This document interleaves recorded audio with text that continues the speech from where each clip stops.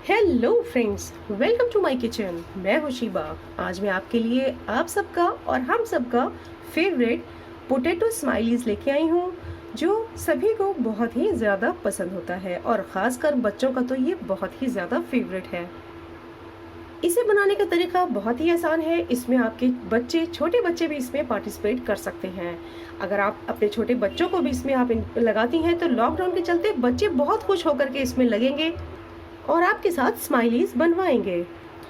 बाजार से McKeon frozen potato smileys तो हम लाते हैं, लेकिन आज हम इसे घर में ही बना रहे हैं। बहुत ही बढ़िया, बहुत ही फ्रेश। तो आइए बनाना शुरू करते हैं। यहाँ हमने थोड़े बिग साइज में पोटैटोज ले लिए हैं अपने, और इन्हें हमने अच्छे से बॉईल कर लिया है और ये अच्छी तरह से बॉईल हो चुके हैं। अभी ये गर्म है, इन्हें हमें ठंडा कर लेना है और उसके बाद इसे हमें छील के फ्रिज में रख देना है कम से कम आधे घंटे के लिए, क्योंकि हमें ठंडे आलू ही अपने स्माइलीज बनाने के लिए यूज करने हैं। यहाँ हमारे आलू ठंडे हो गए हैं और अब हमें इन्हें ग्रेट कर लेना है। तो हम इस तरह से एक ग्रेटर में रख के ग्रेट कर लेंगे, क्योंकि हमें अपने आलू बहुत ही स्मूथ चाहिए हैं। तो इस तरह से ये बहुत ही अच्छे से ग्रेट हो जाएगा। तो सभी हमें इसी तरह से कर लेने हैं। यहाँ आपने देखा है कि मैंने आलू ठंडे करके लिए हैं। ठंडे करके आलू लेने से आलू एक तो हमारे स्माइली बहुत ही क्रिस्पी भी बनते हैं और बहुत ज़्यादा ऑयल भी अब्जॉर्ब नहीं करते हैं। अब हमें अपने ब्रेड से क्रम्ब बना लेना है। इसे हमें तोड़ लेना है, तोड़ के अपने मिक्सर जार में डालेंगे और क्रम्ब बना लेंगे। तो ये देखिए हमारा कितना अच्छा सा क्रम्ब बनके तैयार हो गया है। तो हमें इसी तरह का ही क्रम्ब चाहिए है। अब हम अपने आलू के मिक्सचर में क्रम्ब डालेंगे। तो मैं यहाँ पे 3 टेबलस्पून क्रम्ब डाल रही हूँ।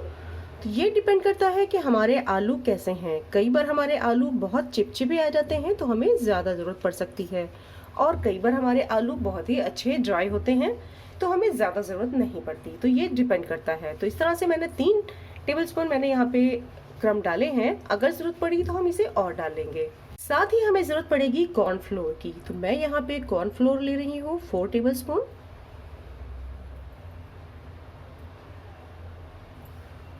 कॉर्नफ्लोर बाइंडिंग के काम आता है, तो इसकी हमें बहुत ज़रूरत रहती है। तो इसको हमें मिक्स ज़रूर कर लेना है। लेकिन अगर आपके पास कॉर्नफ्लोर ना हो तो आप अरारोट भी यूज़ कर सकते हैं, और इन केस आपको अरारोट भी ना मिल रहा हो तो आप राइस फ्लोर भी इसमें डाल सकते हैं, लेकिन उससे टेक्सचर में थोड़ा सा फ़र्क आएगा। तो हमें ज़्यादा बेहतर है कि हम इसमें कॉर्नफ्लोर ही यूज़ करें। यहाँ पे डाल रही हूँ 1 छोटा चम्मच लाल मिर्च पाउडर।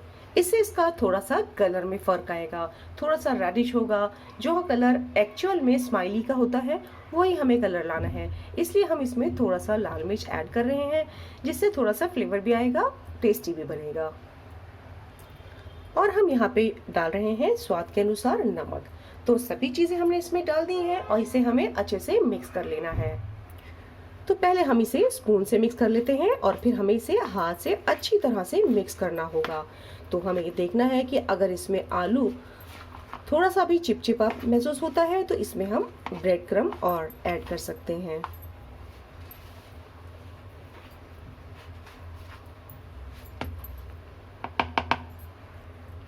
तो इसे हम इस तरह से अब मिक्स कर लेंगे और इसे हमें एक अच्छा सा डो बना लेना है। यहाँ मैंने थोड़ा सा हाथ में ऑयल लगाकर इसे अच्छे से सेट कर लिया है, और ये बिल्कुल अब चिपका नहीं है और ये बहुत अच्छे से बनके डो तैयार हो गया है। अब हमें इसे रख देना है अपने फ्रिज में कम से कम आधे घंटे के लिए, ताकि ये अच्छे से सेट हो जाए। उसके बाद फिर हम इसे आगे का प्रोसेस करेंगे। अब आप देखेंगे मैंने यहाँ पर एक बटर पेपर ले रखा है। इसे हम यहाँ पर इस तरह से फैला देंगे और इसे हमें यहाँ पे थोड़ा ग्रीस कर लेना है ऑयल से।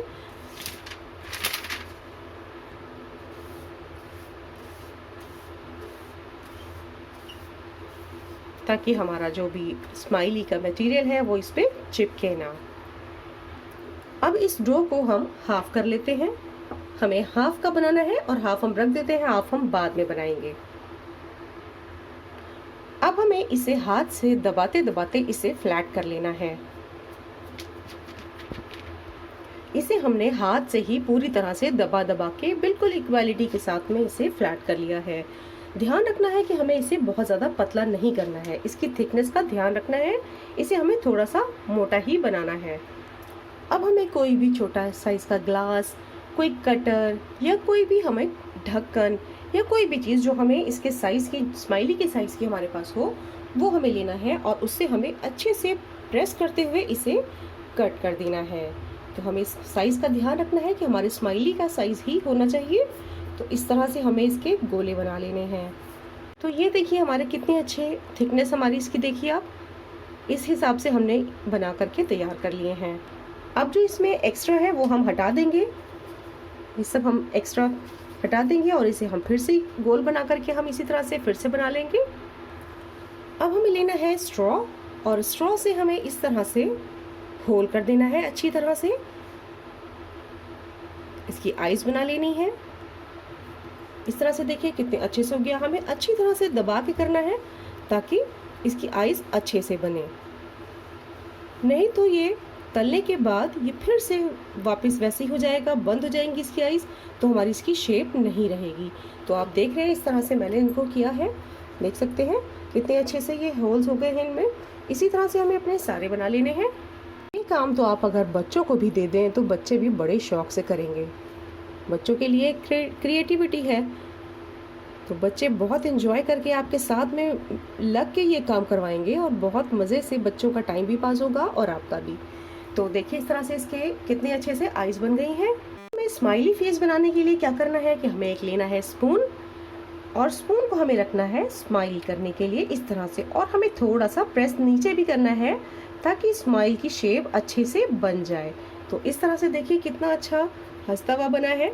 तो इसी तरह से हमें अपने बाकी के भी बना लेने हैं। थोड़ा सा हमें नीचे की तरफ भी इसको करना होगा ताकि स्माइल अच्छे से आए। तो इस तरह से अपने सारे बना लीजिए। अगर आपको लगे कि ये थोड़ा चिपक रहा है तो आप इसमें यहाँ पे थोड़ा सा ऑयल लगा सकते हैं दोनों साइड से, और फिर आप इस तरह से बना सकते हैं। तो इस तरह से ये चिपकेगा नहीं। इसी तरह से अगर आपकी स्ट्रॉ आइज बनाते टाइम अगर चिपक रही है तो आप तब भी इसमें थोड़ा सा ऑयल लगा सकते हैं। तो देखिए मेरे ये सारे स्माइलीज बन गए हैं और कितने अच्छे से स्माइल कर रहे हैं, बल्कि कोई कोई सा तो हंस भी रहा है। देखिए कितने अच्छे से बन गए हैं। तो इसी तरह से हमें अपने बना लेने हैं सारे। अब यहाँ पर एक टिप है आपके लिए, अगर आप चाहते हैं इसको स्टोर करना तो आप इसको रख सकते हैं अपनी इस तरह से, अपनी किसी प्लेट में, किसी ट्रे में आप इस तरह से रखिए और इसे रख दीजिए अपने फ्रीज़र के अंदर। जब आप इसको फ्रीज़र के अंदर रखेंगे तो ये अच्छे से करारे बिल्कुल फर्स्ट क्लास ये जम जाएंगे, फ्रीज हो जाएंगे और ये फिर ख़राब नहीं होंगे। इनकी जो शेप है वो बिल्कुल बन जाएगी। तो इस तरह से ये मैंने इसमें रख ली हैं। इन्हें मैं अब रख देती हूँ अपने फ्रीज़र में और फिर इसका रिजल्ट भी मैं आपको ज़रूर दिखाऊंगी। तो मैंने एक बैच बनाकर फ्रीज़र में रख दिया है आपको दिखाने के लिए, और बाकी के मैंने ये बना के रख लिए हैं और नेक्स्ट मैं फिर से बना रही हूँ। तो ये देख लीजिए, ये फिर से मैंने इसको दबा दबा के इस तरह से फ्लैट कर लिया है। और आपका कटर जो भी है, अगर उसमें आपका ये मटेरियल चिपकता है तो इसमें आप हल्का सा ऑयलिंग कर सकते हैं। थोड़ा सा मैंने इसमें ऑयल लगा लिया है और अब मैं इसमें कट कर रही हूँ। तो इस तरह से इसे और आसानी से हम काट सकते हैं। तो अब आप हमारे देख सकते हैं स्माइलीज जिन्हें हमने फ्रीज़र में रख दिया था फ्रीज होने के लिए, ये पूरी तरह से एकदम फिक्स हो चुके हैं। देख सकते हैं ये बिल्कुल हार्ड हो चुके हैं। इस तरह से हम बना करके अपने फ्रीज़र में बहुत लंबे समय के लिए रख सकते हैं। इन्हें आप छोटे पैक्स में भी रख सकते हैं, आप चाहे तो इन्हें जिप लॉक बैग में भी रख सकते हैं, या फिर इस तरह के आप छोटे पॉलीथीन्स इस तरह के पॉली बैग में रख सकते हैं जिसे आप यहाँ से सील कर सकते हैं। तो इस तरह से आप छोटे पैक्स भी बना सकते हैं और बड़ा पैक भी बना सकते हैं। तो इसे आप जब भी आपको बनाना हो, अगर छोटे पैक आप बना रहे हैं अपने बच्चों के लिए, तो आपको जब बनाना है आप एक पैक निकालें और उससे आप अपना बना लें स्माइलीज, और सारा आपको निकालने की ज़रूरत नहीं है, बाकी आप अपने फ्रीज़र में ही रखें।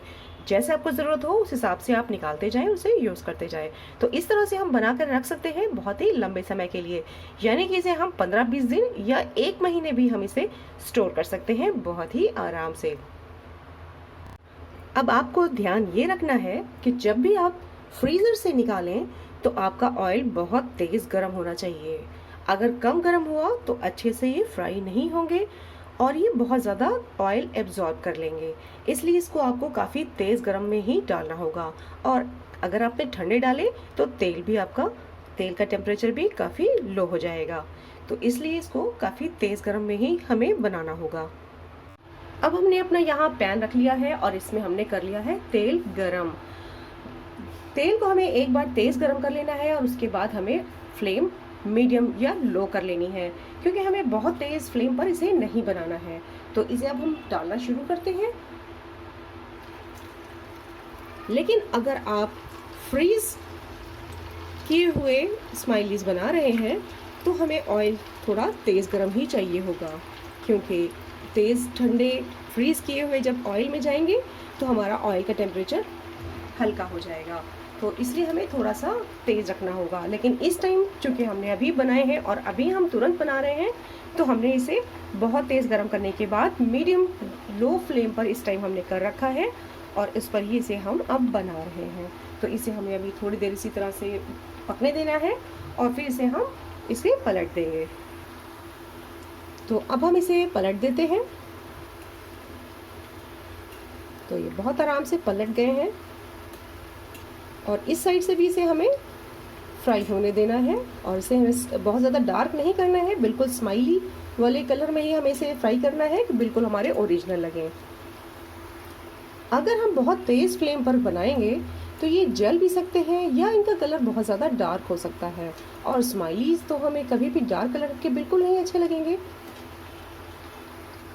इसमें हमने ब्रेड और कॉर्न फ्लोर डाला है, जिसकी वजह से ये बहुत अच्छे करारे और क्रिस्पी बनेंगे। तो इन्हें हमें धीरे धीरे हमें सेकने देना है। जब ये खूब अच्छे से करारे हो जाएंगे तब हम इन्हें निकाल लेंगे।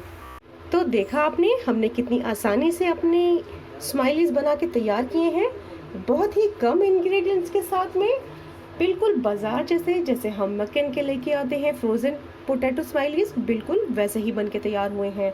मैं आपको दिखाती हूँ कि ये कितने क्रिस्पी तैयार हुए हैं। तो देखिए कितने ही क्रिस्पी ये तैयार हुए हैं। तो इसे आप घर में बहुत ही आसानी से बना सकती हैं।